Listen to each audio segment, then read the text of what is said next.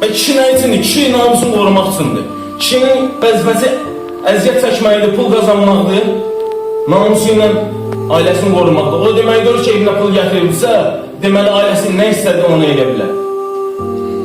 Biz əziyyət çəkmişik ki, halal yedizdirək, halal böyüdək. Qız da olsa namuslu böyüsün, kişi də olsa qeyrətli böyüsün.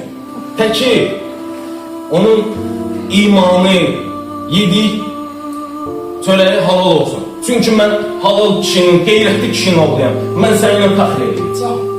Mən fəxr edirəm ki, sen kimi kişinin oğluyam, mən fəxr edirəm Hava sənin tərbiyə getirmişsən. namus sakilavının oğluyam. Yerinizdən var. Mən həyatda heç vaxt heç kəsə oxşamaq, bənzətməmişim özümü ki. Mənim elədiyim hadisədə kiməsə cəmiyyətə görə deyil, mənim öz qeyrətimə görədir. Mən bir dənə yalım var bir kişidir. Mən bu kişinin çörəyi, halal çörəyi yemişəm.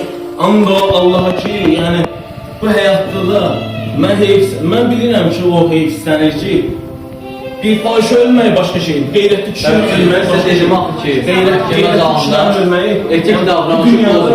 bu dünyada qeyrətli kişilərin ölməyi vallah ki deyirəm. Yəni ki, dünyaya ziyan. Dünyada halal kişilərin. Mən burada kişiləri görürəm. Amma Allah'a ki vicdan var insan.